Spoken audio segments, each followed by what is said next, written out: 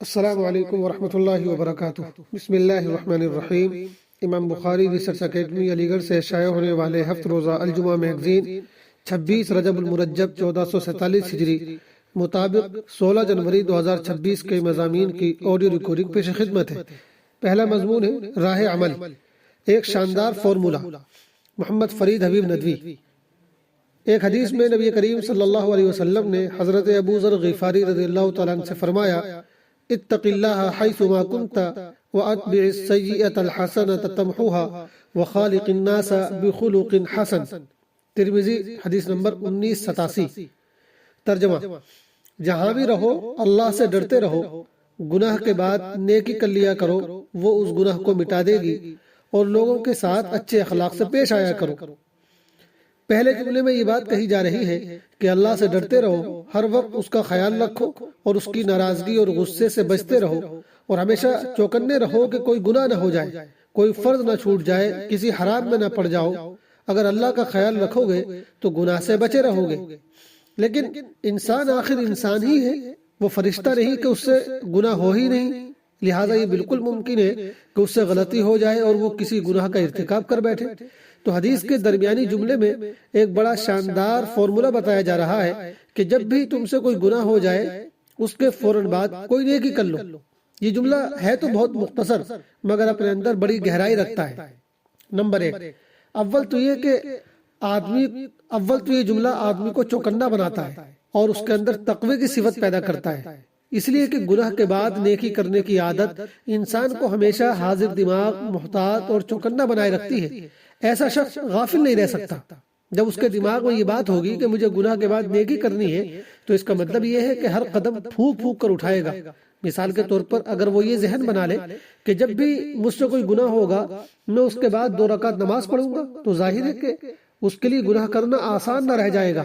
جب بھی اس کے دل میں گناہ کا خیال آئے گا فوراً اسے 2 رکعت نماز پڑھنے کا دھیان آ جائے گا اور یہ دھیان اسے اس گناہ سے روک دے گا۔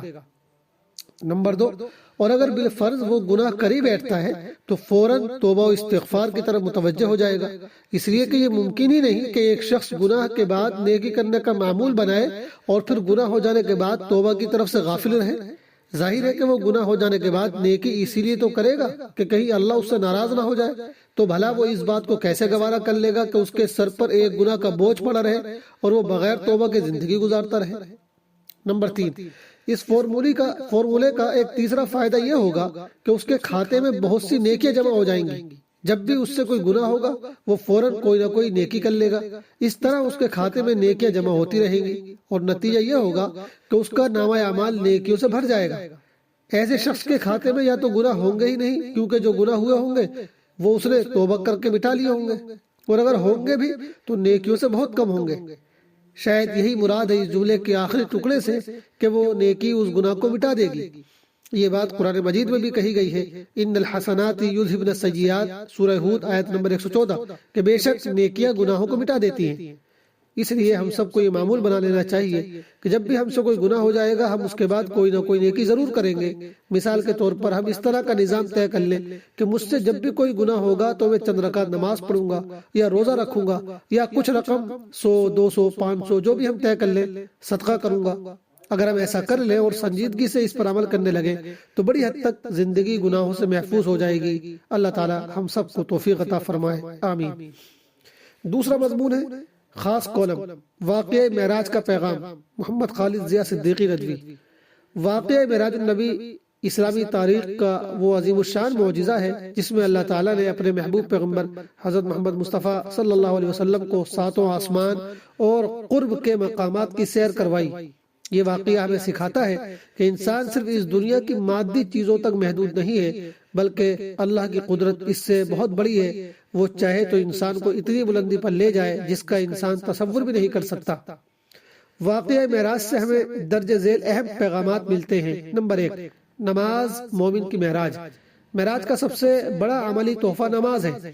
جس طرح نبی کریم صلی اللہ علیہ وسلم نے اللہ تعالیٰ سے براہ راست کلام کیا، اسی طرح ایک مومن نماز کے ذریعے اپنے رب سے ملاقات اور تعلق قائم کرتا ہے، اس لیے ہمیں نمازوں کا خاص اہتمام ہونا چاہیے۔ نمبر 2، تدبر کائنات کا درس۔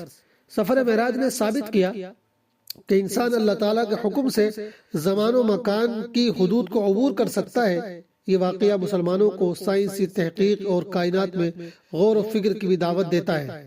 نمبر 3، انسانیت کی عظمت اور مقام مصطفیٰ صلی اللہ علیہ وسلم۔ سدرۃ المنتہا پر حضرت جبرائیل علیہ السلام کا رک جانا اور حضور صلی اللہ علیہ وسلم کو اس سے آگے جانا اس بات کی دلیل ہے کہ انسان یعنی بشر کامل کا مقام فرشتوں سے بھی بلند ہو سکتا ہے۔ اس سے بھی معلوم ہوا کہ انسان اپنی اخلاقی اور روحانی بلندی کے ذریعے کائنات کی افضل ترین مخلوق بن سکتا ہے۔ نمبر 4، عقیدہ آخرت اور جزا و سزا۔ حضور صلی اللہ علیہ وسلم کو معراج کی رات جنت اور دوزخ کے مشاہدات کرائے گئے۔ آپ نے مختلف گناہوں جیسے سود خوری، غیبت، یتیم کا مال کھانا وغیرہ کی سزائیں دیکھی۔ یہ اس بات کا پیغام ہے کہ انسانی اعمال کا حساب و کتاب ہونا ہے اور آخرت کی زندگی برحق ہے، اس لیے دنیا میں ہمیں ذمہ دارانہ زندگی گزارنی چاہیے۔ نمبر 5، امید اور استقامت۔ واقعہ معراج عام الحزن یعنی غم کے سال کے بعد پیش آیا، جب آپ صلی اللہ علیہ وسلم کو ظاہری طور پر شدید مشکلات کا سامنا تھا۔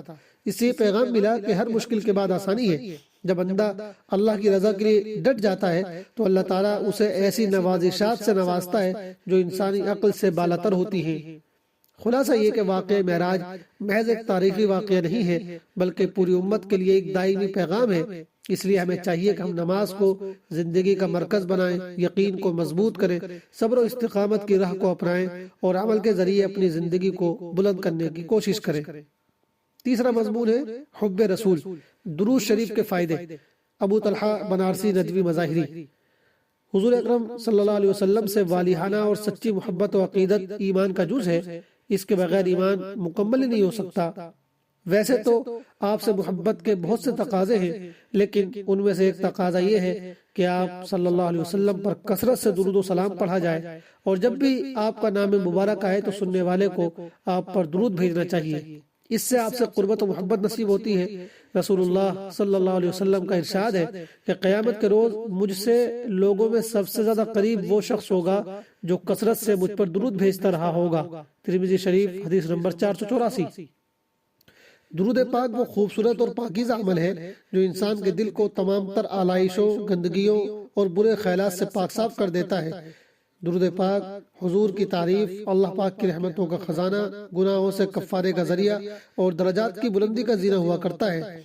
درود پاک محفل کی خوبصورتی، تنگ دستی کا علاج، جنت میں لے جانے والا عمل، دل کی صفائی، روح کی خوشی، پریشانیوں سے نجات اور حضور کی شفاعت کا ذریعہ ہے۔ ایک حدیث میں حضرت ابی بن کعب روایت کرتے ہیں کہ میں نے عرض کیا یا رسول اللہ، میں آپ پر کثرت سے درود پڑھنا چاہتا ہوں، تو میں اپنی دعا کا کتنا حصہ آپ پر درود کے لیے مقرر کروں؟ آپ نے فرمایا جتنا تم پسند کرو۔ میں نے عرض کیا 1/4؟ آپ نے فرمایا ٹھیک ہے لیکن کچھ اور بڑھاؤ تو بہتر ہے۔ میں نے عرض کیا 2/3؟ آپ نے فرمایا اس میں بھی اضافہ کر دو تو اور بہتر ہے۔ میں نے عرض کیا میں اپنی ساری دعا کا وقت آپ پر درود کے لیے وقف کر دوں گا۔ آپ نے فرمایا تب تو تیرا ہر غم دور ہو جائے گا اور ہر گناہ معاف کر دیا جائے گا۔ ترمذی حدیث نمبر 2457۔ درود پاک کا ایک بڑا فائدہ یہ ہے کہ درود پڑھنے کے بعد کی جانے والی دعائیں اللہ پاک قبول فرماتا ہے۔ ایک حدیث میں حضور اکرم صلی اللہ علیہ وسلم نے فرمایا مانگ تجھے دیا جائے گا، مانگ تجھے دیا جائے گا۔ ترمذی حدیث نمبر 59، حدیث نمبر 593۔ اسی طرح درود پڑھنے والے پر اللہ کی خصوصی رحمتیں نازل ہوتی ہیں۔ ایک حدیث میں حضور اکرم صلی اللہ علیہ وسلم نے ارشاد فرمایا جو مجھ پر ایک بار درود بھیجتا ہے اللہ پاک اس پر 10 رحمتیں نازل فرماتا ہے، اس کے 10 گناہ مٹا دیتا ہے اور اس کے 10 درجے بلند کر دیتا ہے۔ نسائی حدیث نمبر 1297۔ ہمیں کوشش کرنی چاہیے کہ ہمارا کوئی دن نبی صلی اللہ علیہ وسلم پر درود پڑھے بغیر نہ گزرے۔ مسائل: مخصوص ایام میں عورتوں کے لیے ایک اہم ہدایت۔ عورتوں کے لیے ایسے مخصوص ایام ہوتے ہیں جن میں وہ نماز نہیں پڑھ سکتی، روزہ نہیں رکھ سکتی اور قرآن کی تلاوت نہیں کر سکتی۔ بچے کی ولادت کے بعد یہ صورتحال 30-40 دن تک رہتی ہے۔ اتنے لمبے وقت تک نماز اور تلاوت وغیرہ سے دور رہنے کی وجہ سے اس بات کا خطرہ رہتا ہے کہ کہیں ان کی نماز کی عادت ہی کم نہ ہو جائے۔ اس لیے علماء نے اس سلسلے میں بڑی اہم ہدایت دی ہے۔ وہ یہ ہے کہ ایسے مخصوص دنوں میں عورتوں کو چاہیے کہ وہ نماز کے اوقات میں مصلی بچھا کر بیٹھ جائیں اور ذکر و اذکار وغیرہ پڑھتی رہیں۔ جب وہ ہر نماز کے بعد 10-15 منٹ کے لیے مصلی پر بیٹھ کر ذکر وغیرہ کریں گی تو اس سے ان کی نماز پڑھنے کی عادت بنی رہے گی۔ یہ بہت اچھی ہدایت ہے، اس پر عمل کرنا چاہیے۔ والسلام علیکم ورحمۃ اللہ وبرکاتہ۔